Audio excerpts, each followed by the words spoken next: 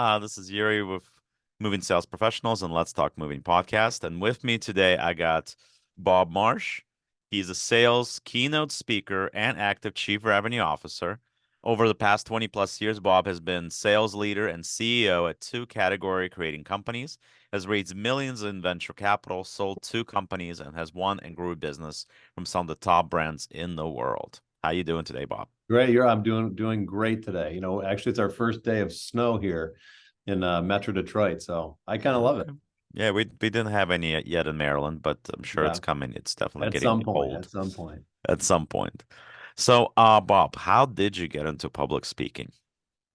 So a couple, being in sales like we're always communicating in front of people, and sometimes the audiences get bigger if you're at a team meeting, whatever it might be. But when I really got involved with it, it was so when I ran, you'd mentioned like one of the companies that I founded, it was called Level 11 when we were a sales technology company. And so what we did is our software connected into a company's CRM system. And Hmm. so one of the what things that I did to try to grow our brand awareness Hmm. was I would get asked to go speak at conferences. And that was one of our main marketing channels. My thought was like my background, I had a lot of experience in sales and sales leadership, and had some really great success early in my career. So I had some things to share. And so I would regularly get brought in to speak on a large stage. I mean, there were times there was 100 people. There was times there was 1,000, 2,000 people. And I could talk about just how to build a great sales organization, how to manage a team effectively, how to use metrics to organize your team, et cetera. So, when I did that again, but it was always an ulterior motive. Like, how do I, oh, by the way, I have a company that can help you. So, but Of I course. really, the key Oh, was I oh, had, guys, and by the way, I have a company that can help you. Does your company need more creative marketing and ad campaigns to improve traffic and organic leads? Well, Moving Sales Professionals has a solution for you. We have partnered with social media marketing agency that has over 300 million views on their ads and videos across social media, and they have generated over $35 million for their clients over the last 10 years alone. Their services include content creation, social media ads, pay-per-click campaigns, website and funnel development, Google Ads, email marketing campaigns, lead generation, and much, much more. For limited time only, they have discounted rates for their services. Sign up for a free consultation call with us via our Calendly link on our website or below this video. exactly. But like I had to learn, like, how do I present content that is genuinely helpful all by itself, Sure. which then if you work with my company, I can help you do it better, faster, we get more time together. But like I really believe in the idea of like teach people how to do things on their own. But if you want to do it faster, you want to hire someone to help you, like I'm here. So that was kind of the idea. So I learned how to really bring value, but also like kind of have a connection back. So I really like doing it. I wasn't, professionally trained at the time at all. So, and I felt like, I think I'm decent at this, or maybe like, I'm a poor amateur, but like I'm kind of doing the basics. And then few years ago, a friend of mine got into professional speaking, had a lot of success, and he started a coaching company to help people get better at it, get booked more often, actually get paid for it. So early 2023, I officially launched my professional speaking business. Right now, I get hired to go in and talk to people about these topics of how to drive growth within your enterprise. And you joined us completely pro bono. I feel very blessed. Thank you very much. It's great to be here. Yes. Thank you. Or I the appreciate thing that. is like I genuinely love helping people. Like I genuinely love sharing thoughts that I know make a difference for people. And so, And this I is a think that's important because that's basically what, to me, the moving industry is about. Ultimately, we want to help people, whether we're a call center that's doing sales for moving companies or whether you are a moving company that's trying to help somebody. Ultimately, we want to work with companies that want to help people. We want to work with companies that genuinely are not there to bleed you for every dime that you could possibly get. We're certainly working with companies that want to build that national brand, local brand, whatever the case may be, and ultimately help because at the end of the day, people need to move and they need help, and hopefully they get that help from somebody that's going to really take care of them. Looking to revolutionize your moving business? Discover Movers Dispatch Board, a nationwide load board designed by movers for movers, connecting moving companies, moving brokers, and carriers. Movers Dispatch Board's mission is to provide a powerful national network of professional and reputable companies in the moving industry who are interlining and brokering household good loads. With Movers Dispatch Board, you can post and search loads, post trucks with available cubic footage, share essential documents, and review carrier performance, all in one incredible user-friendly platform. And the best part? You can manage all of this from your phone, tablet, or computer, giving you the flexibility and control. Sign up today and revolutionize the way you interline and broker loads, expand your market reach, and never run your trucks empty. Visit us at www.moversdispatchboard.com today. Yeah. So, It's funny, yep. the way that you presented it, like, want to help people, it seems so basic, right? We all know Yeah. this word, we want to help. But that little mindset shift of realizing that I'm in the service of helping people, and if you genuinely believe and act that way, I think it separates you from most people. When I think about in sales, is that people get often caught up in, competing with my competitor, like the company, what other companies am I out there competing against, what Right. services they have, what products they have, what's their pricing, what's their marketing, and we get lost in that. When, the way I look at it is I encourage people to rethink your competition. Your competition is the people that you're selling against. So even if the other company's got great services, products, pricing, whatever it might be, Hmm. if the other salesperson isn't genuine, if they're not a good listener, if they don't Hmm. show up on time, they don't take good notes, they don't follow up when they say they're going to follow up, like that erodes trust. And at the fundamental level, like that's why people buy, because they trust people. So the Right. idea of, like, I think of, like, people need to shift, not everyone, but like not like you, but think of sales as something you're doing to somebody. And Hmm. really, it's got to be, no, sales is an act of For service somebody. where you're helping people make a smart decision, Right. which sometimes might mean like, hey, I can't help you, or this isn't right for me. Right. We don't want that to be the case. This is how we make a living. Right. But the mindset of, like, genuinely wanting to support and help people is what this is all about. Right. And I agree with that because it's also not just about the salespeople on the phone. It's also about when the movers get there on the day of the move. It's Mm-hmm. about the point of helping, because that point of helping on the day of the move also makes a huge difference, because it's that help that's gonna get you that customer to come back again and again.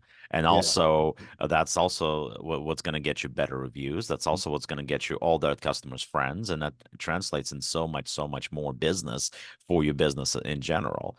Yeah. And I think that that's extremely important. And Well, tell me, in your business, so, like, I think, just, turn the interview around a little bit. I'm always curious. So, sure. you live in a world where, like, people aren't buying this every day, like an individual person. Like, And now for a word from our sponsors. If you're a moving business owner, you may have already heard of Moversville, an email marketing service that helps moving companies increase, repeat, and referral business. But have you heard of Moversville Connect? Moversville Connect is an incredible resource for all things moving. They feature an array of vendors and services that cater specifically to the moving industry. You can find companies that provide moving software, moving sales services, marketing services, moving equipment providers, and much more. Visit moversville.com today to learn more. like Not moving, every day. like, No, it's definitely no, niche.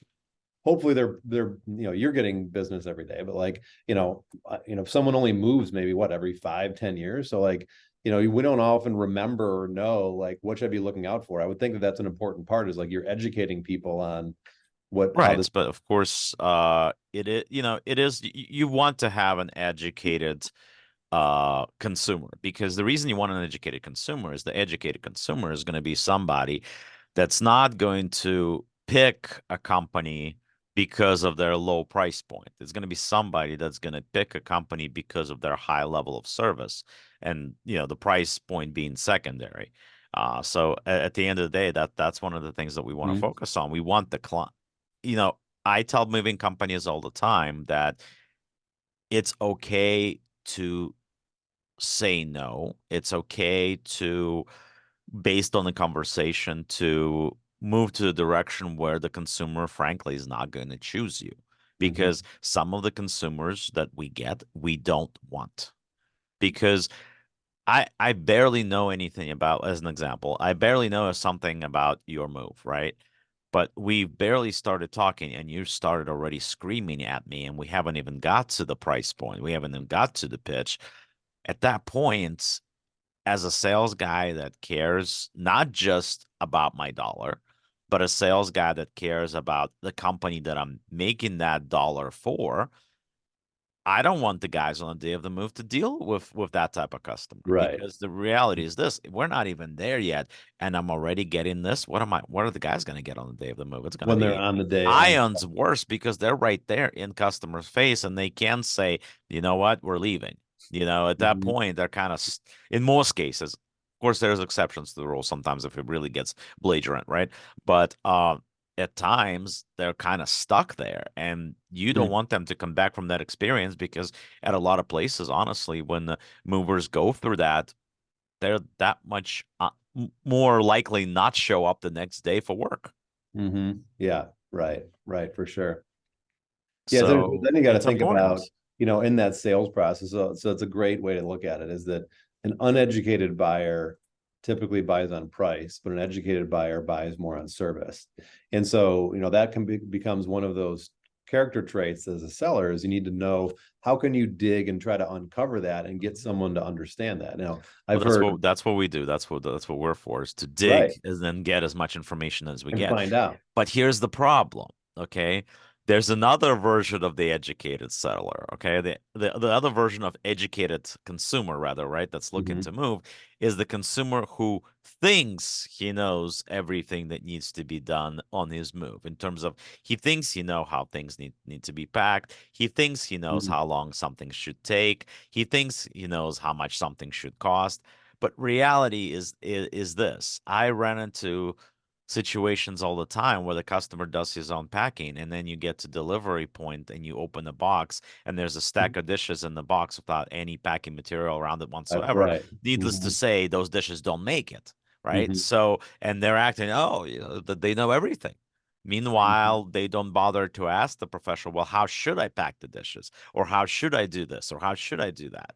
Mhm. At the end of the day, for me, I'd rather walk them through that process and explain how this needs to be done versus that being done. Yeah, at the end of the day, I may give them some numbers that, frankly, my competitors won't, because Mhm. realistically, there's plenty of companies that are out there that would like to lowball, would like to get the business and then deal with whatever music happens on the day of the move. And honestly, I want clients that don't do that. I want clients that want to give full disclosure. Okay, this is what you got going on. It's going to cost you this much for this. It's going to cost you this much for that. Oh, Mhm. you have a super heavy piano. Well, now we're going to have to bring an extra person, or there's going to be a piano dolly, and now there's going to be an extra charge of X amount of dollars. You know, I'd really tell you this right now, straight off the bat. And if you choose me, awesome. I want your business. But at the end of the day, you throw people want to at least have some sort of a semblance of understanding of truth and what it is that they're going to be Mhm. facing on the day off. But reality is this: when they don't necessarily provide you with all the information that would allow you to give you the full disclosure, it's impossible to be accurate. Mhm. Right. Yeah, and this is where I think that the approach of being an educator in the sales process is so important, because, Absolutely. like, the thing is, the customer, even if someone comes in guns blazing, like, I'm looking for the cheapest people, this is a simple move and I'll do all the work myself, I just need a truck or whatever it might be, Mhm. is that the ability to kind of stay calm, like in that environment, and say, okay, because I'm the expert, not me, but you, but in Mhm. role playing here, like, Right. I'm the expert in this, and I do this every day. Let me walk you through some situations. So typically, because I remember facing this when I moved 5 years ago, my thought was like, oh, we'll do a lot of the packing ourselves. We can do it Mm. over time. And I Uh-huh. remember talking to the guy. He's like, that's fine. It's actually a great way to save yourself some money. No, so he was encouraging me, leaning in, like, no problem. Like, let me Mhm. feel in control as the buyer. But he's like, but there's a couple things I want you to be aware of, which is kind of going what you're saying, Right. that sometimes people will not, you don't do this for a living. So the way that you pack can impact is it going to be safe through the move? And if it's not, like, we can't be responsible. I hope that makes sense. Yeah. And then, also starts walking me through it. And all of a sudden, I remember it makes me realize, geez, I don't want to do that. like I never thought about it like that. Like, and of course I want this to be protected. And if so the idea of like walking somebody, and I have great examples of this, like walking someone through a process to educate them Mhm. might make them realize, you know what? Now that I think about it, I don't want to take that risk, but that's my decision. It's Right. not like you're putting me into a corner and No, making me. we're letting you know, right? And it's kind of the same thing. Like I learned many years ago, I have a perfect example of what happens when you don't try to get full disclosure. So I had this tiny move. It was like a studio apartment that this girl was moving from one place in Arlington, Virginia to another place in Arlington, Virginia. And if you're familiar with the area, you know that they have these huge, no, not quite skyscrapers, but pretty tall buildings. They're about the size of a city block. They're pretty big, right? So Mhm. she tells me about her stuff. Very small move. I quote her 3 hours. And then on the day of the move, I get called and by her dad. And he's like, "It's been 6 hours. What's going on?" And at that point, I find out, which she never told me, and never asked, but I found out that the elevator in building one was on one side of the building. Oh, Her apartment was on the other side of the building. The uh-huh. building is the walk is the size of a city block, and in the same exact scenario on the other end. So Oh my you gosh. got this tiny move that ultimately, if you didn't have that, could be knocked out probably in an hour and a half. Hmm. But because of all the stuff that's going on that she didn't tell me and I didn't ask, it put me in a position where frankly, I'm the one that looks like an asshole. Okay. Right. Yeah. Yeah. And it's basically that type of information is kind of is what you need to gather. And it's the same thing, you sometimes you hear people that are absolutely out of touch with reality who think that two guys are going to move their 3-bedroom townhouse in 3 hours. And when I hear something like that, I usually ask, well, if you think the guys are going to do that, do you have Superman on speed dial just so that I can Hmm. call them? Because there's no way that that's going to physically be possible. So Right. I mean, you don't want to be a jerk on the phone, obviously, but at the same time, sometimes you almost feel like you need to ground somebody in the sense of getting them in touch with reality. Because if you got all That's this it. stuff that's going on and they have this preconceived notion of what's supposed to be, what's not supposed to be, Mhm. and how things should be packed. It's kind of the same thing when they say, "Oh, their elevators on both ends. It's going to be real quick." I'm like, "Okay, well, let's think about this for a second. How far is the elevator from the unit? Oh, it's about 100 feet. Okay, so think of it this Yeah. way: how long does it take you without carrying Right. anything, Hmm. right, to Hmm. walk from your unit to the elevator, take the elevator down to the loading dock, and walk over to the loading dock. Hmm. Just think about that for a Yeah. second. Get And them. then So that's where you think get them about the fact engaged. that you're going to have to make that trip multiple times. Think Hmm. about the fact that you're carrying furniture or dollying a furniture or boxes or whatever you're Hmm. doing at the Hmm. same time. And suddenly it's not that simple and it's not that quick. Right. Yeah. Yeah. So just like you said, the ability to walk somebody through that to help them understand. And hey, sometimes you do need to put a little more pressure on or make it more direct, but that's in the service of the customer. And to your point earlier, if someone is going to react negatively or strongly to that, you may be unveiling that this is going to be a difficult person to work with, and that won't be good either.